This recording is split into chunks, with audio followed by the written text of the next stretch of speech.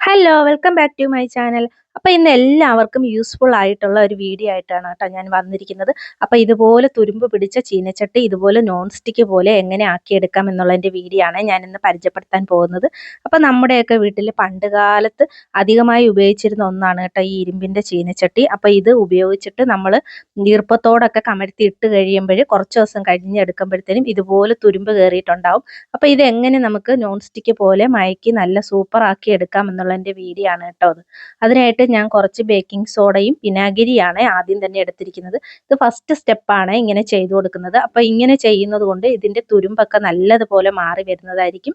അപ്പോൾ ചീനച്ചട്ടിയിൽ ഞാൻ കുറച്ച് ബേക്കിംഗ് സോഡ ഇട്ട് കൊടുത്തിട്ടുണ്ട്. അതിനകത്തോട്ട് വിനാഗിരിയാണ് ചേർത്ത് കൊടുക്കുന്നത്. ഇനി ഈ വിനാഗിരിയും ബേക്കിംഗ് സോഡയും കൂടെ ചേർത്ത് കൊടുത്തതിന് ശേഷം നല്ലതുപോലെ ഇതുപോലെ എല്ലാ സ്ഥലത്തും പറ്റുന്ന രീതിയിൽ ചെയ്തു കൊടുക്കുകയാണ്. പാത്രത്തിൻ്റെ ഉൾവശത്തും അതുപോലെ തന്നെ പാത്രത്തിൻ്റെ ബാക്ക് വശത്തും ഇതുപോലെ ചെയ്തു കൊടുക്കുക. ആ പിടികളിലും സൈഡിലും എല്ലാം ചെയ്തു കൊടുക്കുക. എന്നാലാണ് നമുക്ക് ആ പാത്രത്തിൽ തുരുമ്പെല്ലാം നല്ലതുപോലെ നമുക്ക് മാറി കിട്ടുന്നതായിരിക്കും. അപ്പോൾ ഇതുപോലെ തന്നെ പാത്രത്തിൻ്റെ ഉൾവശത്ത് ഫുള്ളും ചെയ്തു കൊടുത്തതിന് ശേഷം ഇതുപോലെ പാത്രത്തിൻ്റെ ബാക്ക് സൈഡിലും ഞാൻ ഇതുപോലെ ബേക്കിംഗ് സോഡ ഇട്ട് കൊടുത്തതിന് ശേഷം വിനാഗിരി ചേർത്തിട്ട് ഇതുപോലെ തന്നെ എല്ലാ ഭാഗത്തും പറ്റുന്ന രീതിയിൽ തേച്ച് കൊടുക്കുകയാണ് കേട്ടോ. അപ്പോൾ ഇത് നമുക്കൊരു 5 മിനിറ്റ് ഇതുപോലെ വെച്ചിരുന്നതിന് ശേഷം നമുക്ക് ഈ ചീനച്ചട്ടി ഒന്ന് കഴുകി എടുക്കേണ്ടതായിട്ടുണ്ട്. ഇനി നമുക്ക് ഈ ചീനച്ചട്ടി നന്നായിട്ടൊന്ന് കഴുകിയെടുക്കാം. അതിനായിട്ട് ഞാനൊരു സ്റ്റീലിൻ്റെ സ്ക്രബ്ബറാണ് എടുത്തിരിക്കുന്നത്. നമുക്ക് പാത്രം കഴുകുന്ന ലിക്വിഡാണ് കേട്ടോ ചേർത്ത് കൊടുത്തിരിക്കുന്നത്. അപ്പോൾ നിങ്ങൾക്ക് ഏത് ലിക്വിഡ് വേണമെങ്കിലും ചേർത്ത് കൊടുക്കാവുന്നതാണ്. നന്നായിട്ട് തേച്ച് കഴുകിയെടുക്കുകയാണ്. അപ്പോൾ ആ തുരുമ്പിൻ്റെ കറ ഫുള്ളായിട്ട് നമുക്ക് ഇങ്ങനെ കഴുകുന്നത് മൂലം മാറിക്കിട്ടുന്നതായിരിക്കും.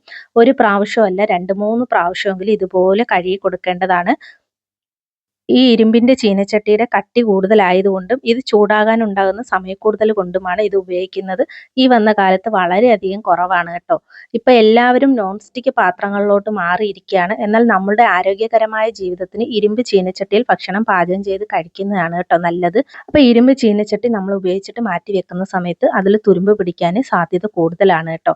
അപ്പോൾ അങ്ങനെ തുരുമ്പ് പിടിച്ച ചീനച്ചട്ടിയിൽ എങ്ങനെ ഈസി ആയിട്ട് തുരുമ്പ് കളഞ്ഞ് നോൺ സ്റ്റിക്ക് പാത്രം പോലെ ആക്കിയെടുക്കാം എന്നാണ് കേട്ടോ ഇതിൽ സിമ്പിളായിട്ട് കാണിച്ചു തരുന്നത്. അപ്പോൾ ഇതുപോലെ 2-3 പ്രാവശ്യം ഞാൻ ഇതുപോലെ തേച്ച് കഴുകി എടുക്കുന്നുണ്ട്. അപ്പോൾ അതിൻ്റെ ഉൾവശത്തും ബാക്ക് വശത്തും എല്ലാം നല്ലതുപോലെ ആ സ്റ്റീലിൻ്റെ സ്ക്രബ്ബർ ഉപയോഗിച്ചിട്ട് തന്നെ നല്ലതുപോലെ തേച്ച് കഴുകി എടുക്കുന്നുണ്ട്. അപ്പോൾ ഇങ്ങനെ കഴുകുന്ന സമയത്ത് തന്നെ അതിനകത്തുള്ള തുരുമ്പ് നല്ലതുപോലെ ഇങ്ങനെ ഇളകി പോരുന്നത് നിങ്ങൾക്ക് കാണാനായിട്ട് സാധിക്കും.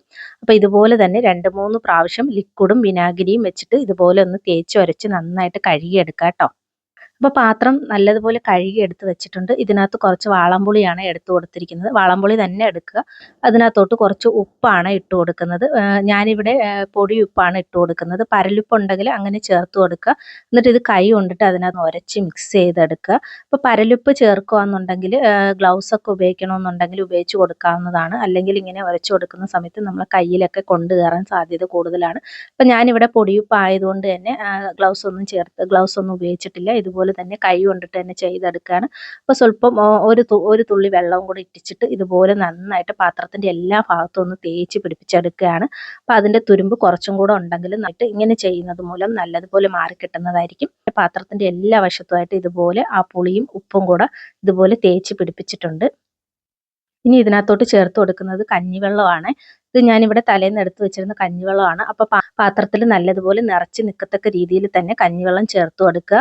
ഇനി നമുക്കിത് സ്റ്റൗവിനകത്തോട്ട് വെച്ച് കൊടുത്ത് വെട്ടി തിളപ്പിച്ചെടുക്കാം. അപ്പോൾ ഇരുമ്പിൻ്റെ ചീനച്ചട്ടി ആയതുകൊണ്ട് തന്നെ സ്റ്റൗവിനകത്ത് വെച്ച് കൊടുക്കുന്ന സമയത്ത് നമുക്ക് ഒരുപാട് സമയം എടുത്തേക്കും. അപ്പോൾ വിറകടുപ്പിലൊക്കെ വെച്ചിട്ട് തിളപ്പിക്കുകയാണെന്നുണ്ടെങ്കിൽ കുറച്ചും കൂടെ ഈസി ആയിരിക്കും. അപ്പോൾ നന്നായിട്ട് ഇതൊന്ന് വെട്ടി തിളച്ച് വരട്ടെ. അപ്പോൾ ആ പുളിയുടെ അംശമൊക്കെ തട്ടിയിട്ട് അതിനകത്ത് കുറച്ചും കൂടെ ആ തുരുമ്പ് കറയൊക്കെ ഉണ്ടെങ്കിൽ ഈ ഒരു സമയത്ത് നല്ലതുപോലെ വെട്ടി തിളച്ച് വരുന്ന ഈ ഒരു സമയത്ത് നമുക്കത് ഇളകി പോരുന്നതായിരിക്കും. അപ്പോൾ ചീനച്ചട്ടി ഇവിടെ സ്റ്റൗ കൂട്ടി വെച്ചിട്ടാണ് ഞാനിവിടെ തിളപ്പിച്ചെടുത്തത്. അപ്പം ആ വെള്ളത്തിൻ്റെ കളർ വ്യത്യാസം നിങ്ങൾക്ക് കാണാനായിട്ട് കഴിയുന്നുണ്ടോ? നന്നായിട്ട് ആ തുരുമ്പിൻ്റെ കറയൊക്കെ ഇങ്ങനെ തിളപ്പിക്കുന്നത് മൂലം നന്നായിട്ട് ഇളകി വന്നിട്ടുണ്ട്. അപ്പോൾ ആ പുളിയുടെ ഇതും കൂടെ ആയിട്ട് നല്ലതുപോലെ ഇതുപോലെ തന്നെ വെട്ടി തിളപ്പിച്ചെടുക്കുക കേട്ടോ. അപ്പോൾ നല്ലതുപോലെ തിളപ്പിച്ചെടുത്തതിന് ശേഷം ഇതൊരു അരമണിക്കൂർ സമയത്തേക്ക് ഞാൻ ഇതുപോലെ വെച്ചിരിക്കുകയാണ്. വച്ചിരുന്ന് അതിൻ്റെ ചൂടൊന്ന് ജസ്റ്റ് ഒന്ന് മാറി വരുന്ന സമയം കൊണ്ട് അത് നമുക്ക് പുറത്തോട്ട് ഒഴിച്ചു കൊടുക്കാവുന്നതാണ്. അപ്പോൾ ഇതുപോലെ നമുക്കിവിടെ ആക്കി എടുത്തിട്ടുണ്ടായിരുന്നു. പിന്നെ പാത്രം ഞാൻ ജസ്റ്റ് ഒന്ന് കഴുകിയെടുത്ത് തുടച്ച് ഞാൻ എടുത്തിട്ടുണ്ട്. സ്റ്റൗവിനകത്ത് വീണ്ടും വെച്ച് കൊടുത്തിരിക്കുകയാണ്. അതിനകത്തോട്ട് പച്ചെണ്ണയാണ് ചേർത്ത് കൊടുക്കുന്നത്. നമ്മൾ അച്ചാറിനൊക്കെ ഉപയോഗിക്കുന്ന എണ്ണയാണ്. അപ്പോൾ പച്ചെണ്ണ നല്ലതുപോലെ ചേർത്ത് കൊടുത്തിട്ടുണ്ട്. അത് എണ്ണയൊന്ന് നല്ലതുപോലെ ഒന്ന് ചൂടായി വരുന്ന സമയം കൊണ്ട് അതിനകത്തോട്ട് സവാളയാണ് എടുത്തിരിക്കുന്നത്. ഒരു കുഞ്ഞു സവാള കട്ട് ചെയ്ത് എടുത്തിരിക്കുന്ന ഭാഗം വെച്ചിട്ട് ഞാൻ ഇതുപോലെ ഒരു കുത്തിക്കരണ്ടിയിൽ വെച്ച് കൊടുത്തിട്ട് നന്നായിട്ട് എല്ലാ ഭാഗത്തും ആ എണ്ണ പറ്റുന്ന രീതിയിൽ ഒന്ന് തടവി കൊടുക്കുകയാണ്. അപ്പോൾ നിങ്ങളും ഇതുപോലെ ഒന്ന് ചെയ്ത് കൊടുക്കുക. അപ്പോൾ ഇങ്ങനെ ചെയ്യുന്ന സമയം കൊണ്ട് നമ്മൾ കൈയൊന്നും പൊള്ളാതെ ശ്രദ്ധിക്കുക കേട്ടോ. അതുപോലെ തന്നെ കുഞ്ഞു കുട്ടികളൊക്കെ അടുത്തുണ്ടെന്നുണ്ടെങ്കിൽ ഒന്ന് മാറ്റി നിർത്തിയിട്ട് ചെയ്ത് കൊടുക്കാനായിട്ട് ശ്രദ്ധിക്കുക. എണ്ണ നല്ലതുപോലെ തിളച്ച് വരുന്നതായിരിക്കും. അപ്പോൾ നല്ലതുപോലെ തീ കൂട്ടി വെച്ചിട്ട് തന്നെ ഇതുപോലെ ഒന്ന് എല്ലാ ഭാഗത്തും പറ്റുന്ന രീതിയിൽ ചെയ്ത് കൊടുക്കുകയാണ്. അപ്പോൾ ആ സവാളയുടെ നിറമൊക്കെ ഒന്ന് മാറി നല്ലതുപോലെ കരിഞ്ഞ് വന്നിട്ടുണ്ട്. അപ്പോൾ ഈ ഒരു സ്റ്റേജ് ആകുന്നവരെയും ഒന്ന് ചെയ്ത് കൊടുക്കുക. കുറച്ചൊന്ന് സമയമെടുത്ത് ചെയ്താലും ഒരു പ്രശ്നവുമില്ല. പാത്രം നമുക്ക് അടിപൊളിയായിട്ട് കിട്ടുന്നതായിരിക്കും. പിന്നെ അതിനുശേഷം ഞാൻ അതിനകത്തോട്ട് നീളത്തിന് കട്ട് ചെയ്ത് വെച്ചിരുന്ന ആ അര സവാളയും കൂടെ ചേർത്ത് കൊടുത്തിട്ടുണ്ട്. എണ്ണയിലിട്ട് ഒന്നും കൂടെ ഒന്ന് വഴറ്റിയെടുക്കുകയാണ്. അപ്പോൾ ഈ സവാളയ്ക്ക് പകരം നിങ്ങൾക്ക് വെണ്ടയ്ക്ക ചേർക്കാം, കത്തിരിക്കയൊക്കെ ചേർക്കാം കേട്ടോ. വഴുവഴുപ്പുള്ള പച്ചക്കറി ഏതായാലും നമുക്ക് ചേർത്ത് കൊടുക്കാവുന്നതാണ്. ആ എണ്ണയിലോട്ടൊന്ന് മിക്സ് ചെയ്ത് കൊടുക്കുകയാണ്. അപ്പോൾ ആ സവാളയുടെ കറയൊക്കെ നല്ലതുപോലെ ഇറങ്ങി വന്ന് പാത്രത്തിൻ്റെ ആ ഒരു പരവരപ്പൊക്കെ മാറ്റി നല്ല നോൺ സ്റ്റിക്ക് പോലെ ആക്കി തരുന്നതായിരിക്കും. അപ്പോൾ ഇതുപോലെ എനിക്കിവിടെ നല്ലപോലെ പതഞ്ഞ് വരുന്നുണ്ട് കേട്ടോ. അപ്പോൾ ഇതുപോലെ എല്ലാ ഭാഗത്തും പറ്റുന്ന രീതിയിൽ ചെയ്ത് കൊടുക്കാനായിട്ട് പ്രത്യേകം ശ്രദ്ധിക്കുക. ഇപ്പോൾ ഒരു അരമണിക്കൂർ സമയം കഴിഞ്ഞതിന് ശേഷം സ്റ്റൗ ഞാൻ ഓഫ് ചെയ്ത് കൊടുത്തിട്ടുണ്ടായിരുന്നു. അപ്പോൾ ഒരു അരമണിക്കൂർ സമയം കഴിഞ്ഞതിന് ശേഷം ഇതുപോലെ ആയി വന്നിട്ടുണ്ട്. അപ്പോൾ എണ്ണയൊക്കെ നല്ലതുപോലെ തെളിഞ്ഞ് ഈ സവാളയൊക്കെ കരിഞ്ഞ് വന്നിട്ടുണ്ട്. അപ്പോൾ പാത്രം നല്ലതുപോലെ ഇവിടെ മയക്കി എടുത്തിട്ടുണ്ട്. അപ്പോൾ ഇനി നമുക്ക് ഇത് ഇങ്ങനെ ചൂടോട് കൂടിയിട്ട് തന്നെ നമുക്ക് വെച്ചിരിക്കാം. ഈ അരമണിക്കൂറിന് ശേഷം ഇതുപോലെ ആയിട്ടുണ്ട്. അപ്പോൾ ഇനി ഈ സവാള ഞാനങ്ങ് മാറ്റി കൊടുക്കുകയാണ്. അപ്പോൾ ഇതുപോലെ ഒരു ദിവസം ഫുള്ളായിട്ട് വെച്ചിരിക്കണമെങ്കിൽ അങ്ങനെ വേണമെങ്കിലും വെച്ചിരിക്കാവുന്നതാണ്. അപ്പോൾ നിങ്ങൾക്ക് വീഡിയോയിൽ കാണിക്കുന്നത് കൊണ്ട് തന്നെ സവാള ഞാൻ ഫുള്ളായിട്ട് അങ്ങ് മാറ്റി കൊടുക്കുകയാണ്.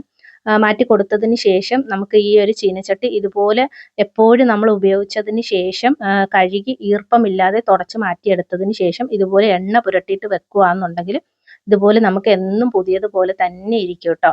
അപ്പോൾ ഇതുപോലെ ഞാനിവിടെ സവാള ഫുള്ളായിട്ട് മാറ്റി കൊടുത്തിട്ടുണ്ട്. ഇത് ജസ്റ്റ് ഞാനൊന്ന് കഴുകി എടുക്കുന്നുണ്ട്. കഴുകി എടുത്തിട്ട് നിങ്ങൾക്കൊന്ന് കാണിച്ചു തരാം.